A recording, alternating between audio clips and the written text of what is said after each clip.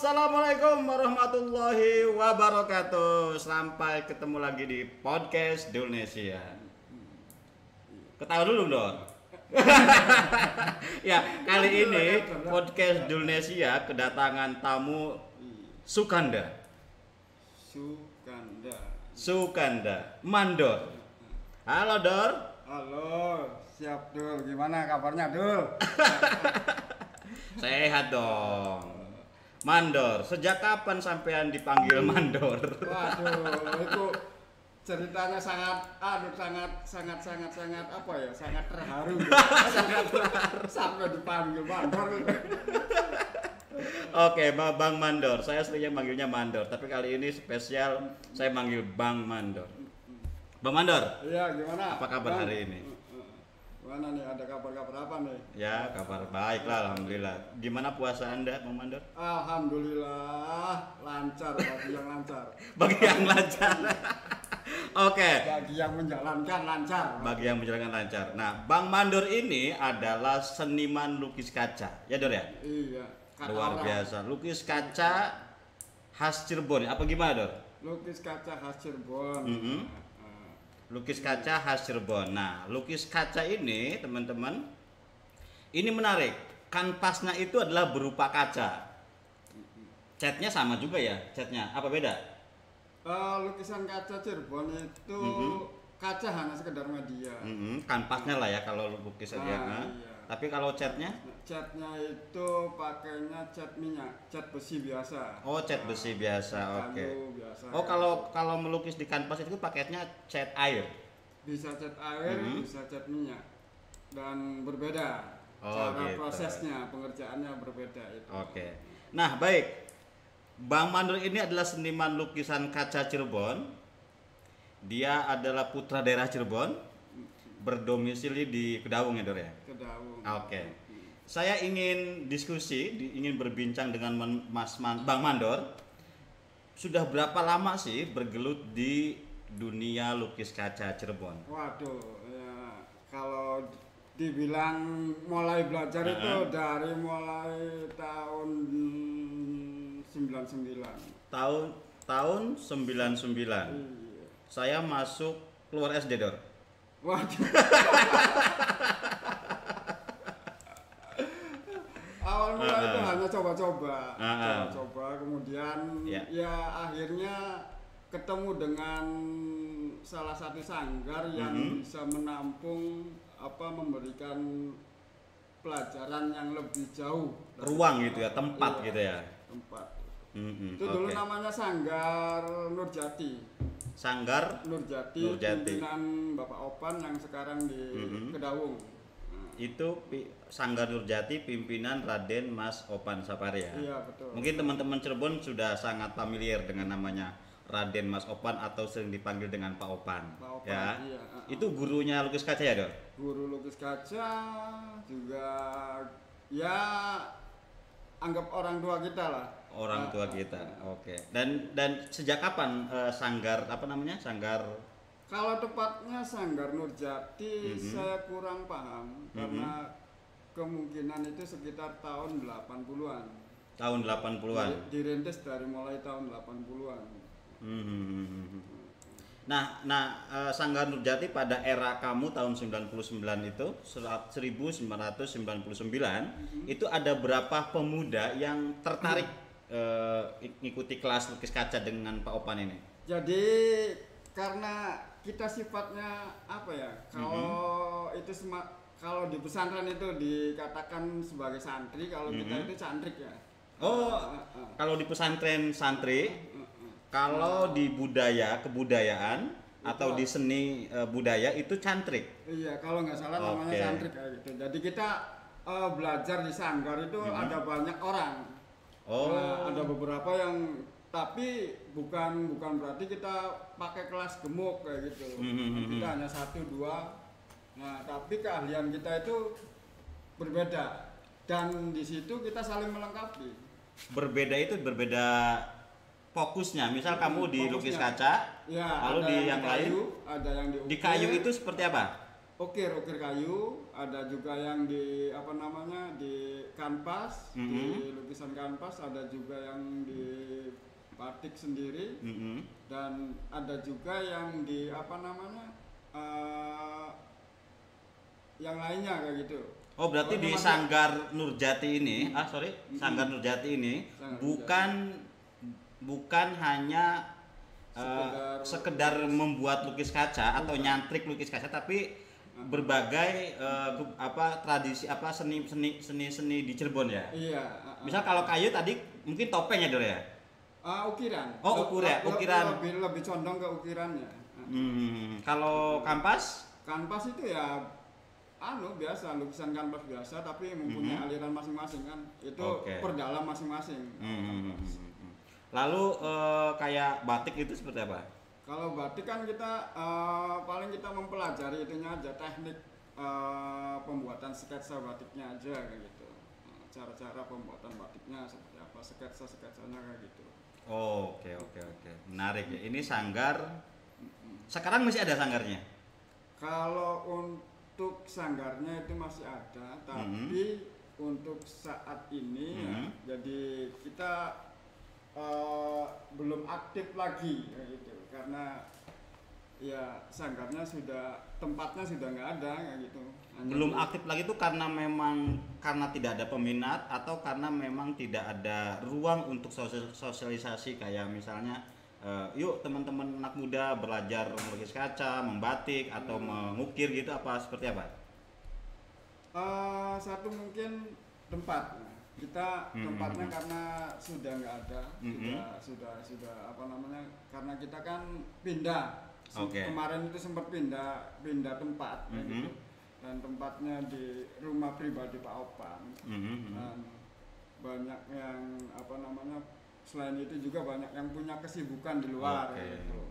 Nah, ada yang jadi filolog, ada yang udah mandiri sendiri sudah di profesi masing-masing, hasil dari nyantrik di sanggar itu. Luar biasa. Untuk ke sanggarnya kita masih belum punya kesepakatan untuk mengembangkan sanggar lagi. Ini yang berat ya. Ini tantangan berat untuk kita. Ya, betul. Ini tantangan. Dimanapun begitu ya. Misalnya di dunia pendidikan, misal sekolah atau yayasan juga seperti itu. Itu yang berat. Nah, Bang Mandor, saya ingin bertanya tentang spesifik sebagai seniman lukis kaca di Cirebon. Siap. Bagaimana, apa kabar seniman lukis kaca di Cirebon pada zaman sekarang? Nah, untuk perkembangan untuk perkembangan lukisan kaca di Cirebon, saya rasa sekarang itu agak lesu ya. Selain daripada ada COVID apa itu namanya ya, Pak. Nah, karena kita juga kurang adanya event-event yang berskala besar kayak gitu. Dan tidak melibatkan para seniman. Nah, kalau ya itu salah satunya. Itu juga mempengaruhi kita sebagai seniman juga. Nah, sebelum COVID juga sama? Sebelum COVID ya mungkin agak sama. Nah, kendalanya kan seperti itu. Nah, kemarin kita sempat dengan Pak Opan itu sendiri ya, beberapa tahun kemarin itu kita sempat memberikan pelatihan ke instansi dan sekolah-sekolah kayak gitu. Ke sekolah-sekolah ya. Nah, ternyata ya salah satunya itu tujuannya untuk membangkitkan lagi seniman kaca. Selaku pelaku pelukis, seniman lukis kaca ini, Cirebon ini, kegelisahan apa saat-saat sekarang di musim pandemi? Ya gelisah angel urut duitnya Bang. Gelisah angel urut duitnya. Gelisah angel urut duitnya itu adalah gelisahnya itu susah mencari uang. Itu bahasa Cirebon asli. Bahasa Cirebon, gelisah angel luruh duite. Nah, menarik. Saya kembali lagi. Selama periode sampean minat dengan lukis kaca di tahun 1999 itu, sudah berapa banyak lukisan kaca yang diproduksi? Nah, kalau untuk hal itu Ya, soalnya dari awal kita nggak pernah yang namanya membikin apa namanya daftar kayak gitu. Jadi ya nggak tahu ada berapa banyak, cuma sudah nggak terhitung ya. Udah tersebar ya gitu. Udah tersebar ya. Yang rata-rata tersebar di daerah mana saja yang sudah diproduksi? Ya keder juga ya bang. Kita ada di daerah mana gitu. Oke. Tapi yang jelas pada waktu itu masih peminat lukis kaca masih banyak ya. Masih banyak. Terutama motif-motif yang atau motif lukisan kaca itu di Cirebon, yang khusus Cirebon misalnya, yang khas Cirebon itu apa, seperti apa? Kalau di Cirebon itu lebih banyak ke motif-motif wayang.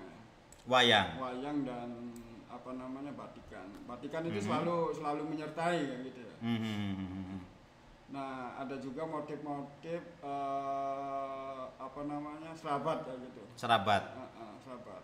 Motif-motif serabat ini apa ya namanya, motif-motif kaligrafi yang apa di dalamnya ada petuah kayak gitulah. Oke. Itu serabat ya. Lalu apa lagi setelah tadi motif wayangan, serabat? Ada juga motif apa sih ya Pak? Terus kaligrafi kayak gitu ya.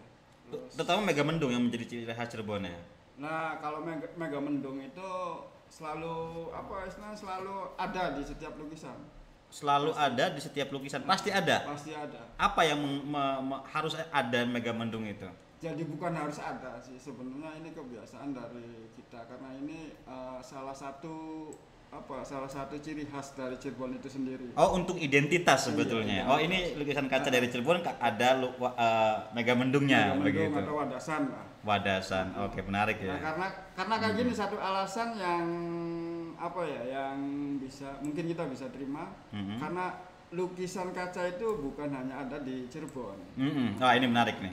Lukisan itu tersebar di Indonesia lah. Iya. Cirebon salah satu sentralnya. Oh, lukisan kaca itu ada di seluruh Nusantara misalnya. Tapi Cirebon menjadi sentral. Salah satu sentralnya. Salah satu sentral. Apa yang menarik dari Cirebon? Mungkin karena Cirebon kan punya motif tersendiri ya gitu ya. Kayak semacam Megamendung, serabat kayak gitu ya. Nah, tidak menutup kemungkinan di daerah lain juga punya motif-motif tersendiri gitu ya, yang punya khas gitu ya. Gitu. Ya. Kayak Bali itu kan berbeda dengan kita secara corak apa gitu ya. Bali, Solo itu kan berbeda dengan kita. Ya. Nah, karena lukisan kaca itu banyak, jadi motif-motifnya banyak mengulang dari ini apa? Bukan mengulang tapi mengambil dari pewayangan kayak gitu. Oke. Kalau dari sejarah, Dok. Sejarah atau asal usul lukisan kaca itu seperti apa sih? Kalau ya ini versi sejarah mungkin banyak yang berpendapat ya. Kalau di Cirebon sendiri itu di apa namanya dimulai di era Panembahan Ratu kalau nggak salah, Ki Kaca kayak gitu. Namanya Ki Kaca? Kalau ya panggilannya kali ya? Iya mungkin panggilan atau apa kayak gitu ya, di era di zaman segitulah. Nah, kemudian berkembang itu apa ya, apa istilahnya apa menampung ide-ide apa ya, aspirasi lah, aspirasi apa, dan waktu itu mungkin kaca di Nusantara itu menjadi barang yang mewah saat itu kemungkinan karena kan apa, karena selama ini kan, atau karena juga dulu nggak ada kanvas, Dor. Nah, mungkin bisa jadi. Jadi hanya media kaca. Nah, kaca kan dianggap barang dari apa luar kayak gitu. Ya, oke. Dan sangat istimewa kaca saat itu ya. Saat itu. Oke. Ada lagi soal ini? Ya, seiring perkembangan zaman, kaca sekarang ya kita nggak tahu kondisinya seperti apa kayak gitu. Makanya sebisa mungkin kita menginginkan gitu bantuan dari semua kalangan untuk melestarikan ini kayak gitu. Nah, ini menarik ini. Ini keluar dari seniman lukis kaca meminta perhatian ke seluruh pihak, terutama ya pemerintah yang selama ini menjadi leader untuk memajukan perkembangan seniman-seniman begitu ya. Nah, baik. Ini menarik, kita sudah masuk ke keluh kesah seniman yang selama ini keluh kesah seniman, baik di ranah produksi misalnya tidak lagi ada peminat, juga tidak ada lagi perhatian dari pemerintah daerah, itu seperti apa, Bang Mandar? Begini, mungkin bukan tidak ada perhatian dari pemerintah daerah. Oke. Cuma hanya beberapa kalangan yang tersentuh mungkin ya gitu ya. Oke. Untuk masuk ke pemerintah daerah berarti kita harus punya link kan kayak gitu, Mas. Iya. Atau ke instansi-instansi yang lain kita juga harus punya link. Ya. Nah, ketika kita nggak nyampe ke situ ya, kemungkinan kita nggak tersentuh oleh mereka juga. Ya, ini faktor jaring saja ya. Jaring. Nah, ini kan kemungkinan bukan sepenuhnya salah dari pemerintah ataupun salah seniman itu sendiri. Ya. Nah, bagaimana caranya kita duduk bersama kayak gitu. Betul. Cuma yang jadi sorotan untuk kita, mungkin ke depannya kalau sampai 10 tahun atau ya mungkin prediksi ini hanya sekedar prediksi 10 tahun ke depan kita tanpa ada pembinaan ke generasi muda, ya kemungkinan 10 tahun ke depan lukis kaca hanya sekedar nama itu. Wah, hanya sekedar nama. Karena hanya orang-orang tertentu saja yang tahu itu lukisan kaca gitu. Betul. Dan menjadi barang langka gitu ya. Iya, barang langka belum tentu mahal. Oke, selama ini yang sampean rasakan, yang kamu rasakan perhatian dari pemerintah daerah Cirebon dalam hal ini, baik kota maupun kabupaten yang mempunyai ikon lukisan kaca, itu seperti apa perhatiannya pada seniman atau pada lukisan kaca sendiri? Kalau bicara perhatian pemerintah, mungkin pemerintah juga nggak mau disalahkan karena mereka juga berusaha semaksimal mungkin dan yang diuruskan bukan hanya sekedar lukisan kaca gitu kan. Nah, ya yang tadi saya katakan bahwa kita kan punya jejaring, punya apa kayak gitu. Jadi kita tidak sepenuhnya untuk mengandalkan lah, tidak sepenuhnya mengandalkan ke pemerintah daerah setempat, gitu ya. Kita kan bisa jejaring kemanapun. Untuk maju kan kita tidak harus mengandalkan satu tapi kita juga perlu bantuan mereka. Betul. Sebagai support gitu ya. Iya. Oke. Lalu bagaimana dengan selain lukis kaca, misal tadi di topeng lalu di batik, seperti apa yang sampai rasakan? Apa sama dengan lukisan kaca atau berbeda atau berpikir wah lukisan kaca disingkirkan nih sama pemerintah daerah untuk tidak diperhatikan atau sama-sama tidak diperhatikan? Nah, menyikapi hal itu karena kita lihat secara fungsi ya. Oke. Karena kayak gini, lukisan kaca dengan batik itu pasti berbeda lah. Lukisan kaca dan batik, oke. Atau topeng itu pasti berbeda fungsinya. Lukisan kaca itu kan hanya untuk hiasan gitu. Nah, sedangkan batik itu kan aplikasinya banyak gitu. Untuk desain, untuk pakai atau segala macam hiasan. Nah, sedangkan topeng kan itu berbedanya karena topeng kan seni pertunjukan yang lebih seremonial. Iya, lebih kayak gitu, mengarah kayak gitu daripada lukisan kaca yang sifatnya lukisan yang sifatnya hanya bahasanya diam gitu ya. Paesan gitu ya. Paesan dinding rumah gitu ya. Mungkin kalau gerakan secara lukisan kaca lebih tidak terlihat kayak gitu. Gerakannya ya dibandingkan batik atau topeng gitu ya. Iya, topeng kan lebih cepat terkenal, lebih cepat mendunia kayak gitu. Karena bentuknya ya dipakai di setiap event gitu ya. Bentuknya dipakai di setiap event dan ketika untuk dijadikan souvenir pun sangat mudah untuk dibawanya. Oke. Nah, terkait dengan lukisan kaca, ada nggak sih Dor, setiap setiap lukisan mempunyai arti, mempunyai filosofi sendiri, itu ada nggak tahap-tahapan begitu? Ada, kader saya ngono. Oke. Itu ada pasti. setiap goresan itu pasti ada maknanya ya. Oke. Dari mulai sebenarnya kita secara garis besar dulu ya. Kayak gini. Lukisan kaca itu mengajarkan kita tentang sesuatu hal yang jauh sebenarnya, bukan hanya sekedar syariat. Oke. Tapi lebih jauh dari itu. Karena apa? Dilihat dari medianya saja kita tahu lah bahwa kaca itu bening. Ya. Nah, kita mencari kebeningan hati kita sendiri. Wow, ini filosofisnya ya. Dengan menggoreskan berbagai macam warna gitu. Dengan goresan-goresan yang berbeda dengan. Ini ada hubungannya nggak, Dor, dengan gabungannya toleransi di Cirebon, keberagaman dengan Cirebon? Kalau saya rasa keberagaman di Cirebon itu bukan hanya ada di lukisan kaca ya. Ya, maksudnya ini lukisan kaca juga menjadi sebuah ekspresi pada masa itu. Ya mungkin, ya bisa jadi dengan Cirebon itu ya beragam gitu lah. Dengan mengenal motif-motif yang diaplikasikan ke lukisan itu sendiri. Karena contoh kita bisa lihat dari ini ya Serabat, Serabat itu ada yang berbentuk Ganesha, tapi Arab di dalamnya ya. Tapi Arab di dalamnya. Iya. Nah, itu kan mungkin Al-Qur'an atau hadis pada saat itu ya. Iya, kayak gitu.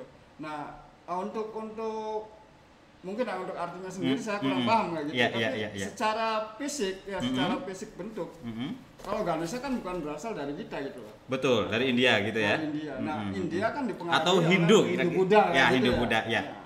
Nah, sedangkan di dalamnya isinya Al-Qur'an dan ada Islam banget lah ya, Islam banget. Gitu. Nah, itu kan kemungkinan bisa jadi Iya, gabungan antara kedua keyakinan. Bahwa Cirebon itu ya dibentuk oleh keberagaman oleh keyakinan begitu ya. Nah, ini keren banget Cirebon. Bukan hanya Cirebon sendiri berasal dari katanya campuran caruban itu dimanai sekarang adalah campuran serban iya campuran gitu ya. Cirebon itu ya sekarang ini sebetulnya itu pada masa POC Cirebon gitu tempatnya udang, tapi sebelum itu ada bahasa Sarumban itu ada campuran. Nah, kenapa menariknya juga Cirebon sebagai simbol keberagaman, sebagai simbol toleransi ya adanya di Cirebon itu ya sebagai masjid Sang Cipta Rasa, bagaimana sakanya itu dari Tata, juga kelenteng-kelenteng yang ada di Jamblang, juga Talang itu kan sakanya itu dari masjid gitu ya. Iya. Nah, itu menarik sekali. Nah, bagaimana Cirebon itu dibangun ya oleh beberapa orang, beberapa keyakinan, beberapa suku. Nah, salah satunya lukisan kaca. Mengekspresikan pada zaman dulu orang mengekspresikan dengan kaca dengan warna-warni itu artinya keberagaman. Begitu ya, Dor? Iya, benar. Oh, luar biasa Cirebon ini. Jadi Cirebon itu terbentuk bukan hanya dari satu golongan. Betul, keren. Berbagai macam golongan, termasuk berbagai macam agama gitu. Betul, keren. Kepercayaan. Dan Sunan Gunung Jati itu punya istri orang Cina. Iya, betul. Ontin itu menarik sih itu. Dan di makam Sunan Gunung Jati itu ya orang Cina itu orang Tionghoa itu Konghucu ya pada ziarah ada tempat khusus. Yang Muslim sendiri di ada Muslim, yang Konghucu atau Cina itu ya ada tempat ziarah sendiri. Nah, ini menarik sekali. Baik, Dor, kembali ke lukisan kaca. Sebagai seniman lukisan kaca. Ini menarik nih. Aduh, ini soal pribadi kayak saya kira, Dor. Tapi ini penting untuk diutarakan di sini. Gimana, Bang? Bagaimana selaku seniman untuk menghidupi dirinya, seniman lukis kaca pada hal ini ya, seperti apa? Bicara secara penghidupan ya ini, layaknya dengan ekonomi. Ya. Seperti ini, kita melihat bukan hanya sekedar untuk lukisan kaca, seniman lukisan kaca, untuk semua kalangan seniman juga. Seniman itu harus kreatif. Oke. Dan harus berani untuk melawan. Maksudnya dalam artian melawan itu bukan melawan hal-hal yang negatif. Ini prinsipnya seniman ya? Kita harus berani. Oke. Nah, dalam artian kita harus berani untuk melangkah, membuat satu keputusan untuk ke depan gitu. Nah, kreatifnya kita tidak boleh terpaku dari hanya terpaku di satu hal, satu titik kayak gitu. Kita harus mampu berkembang gitu. Tanpa mengindahkan vakum-vakum yang ada. Gitu. Nah, karena saya yakin setiap seni itu ada vakum-vakumnya. Tapi tidak menutup kemungkinan itu untuk berkembang. Nah, itu salah satunya untuk bisa menghidupi kita. Selain itu juga kita harus bisa punya usaha yang lain, Bang. Ini penting ya untuk supaya tidak terpaku atau tidak terfokus pada lukisan kaca yang saat ini tidak lagi tanda kutip diminati sama orang banyak, hanya orang kalangan tertentu saja atau ya khusus gitu, kan spesial gitu lukisan kaca. Tapi orang-orang tertentu atau misalnya orang umum ya tidak semuanya suka dengan lukisan kaca. Iya, betul. Belum lagi ditambah dengan keyakinan pada saat ini banyak sekali tafsir-tafsir yang tekstualis misalnya yang dianggap lukisan kaca itu adalah syirik, bid'ah. Mungkin dengan adanya tafsir-tafsir pandangan tafsir yang tekstualis bahwa anggapan lukisan kaca yang ada yang di rumah itu, di dalam rumah itu malaikat tidak bisa masuk katanya begitu. Nah, itu pandangan-pandangan yang menurut saya sangat tekstualis dan sangat merugikan para kalangan tertentu. Padahal ini adalah seniman lukisan kaca. Nah, padahal ya itu tidak ada hubungannya saya kira. Begitu ya. Oke, Bang Mandor, terima kasih sudah datang ke podcast Dulesia. Ini saya kira menarik sekali diskusi tentang lukisan kaca ini. Tapi ada satu hal yang saya ingin Bang Mandor utarakan di sini. Apa sih harapan terbesar selaku seniman kaca? Lukisan kaca maksud saya. Jagalah budaya ini, lestarikan budaya ini, biar kita bisa tetap punya karakter sendiri, menjadi bangsa yang punya identitas sendiri. Luar biasa. Ada lagi? Udah, Pak. Oke, terima kasih Bang Mandor sudah menghiasi podcast Indonesia.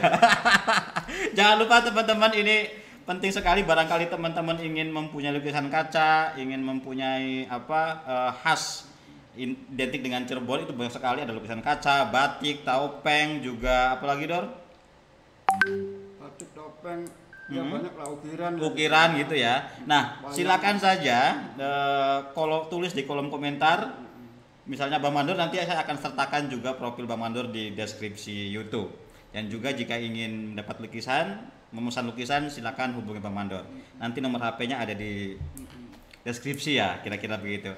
Oke, Bang Mandor, terima kasih sudah bercerita, berbagi pengalaman, menggugah emosional.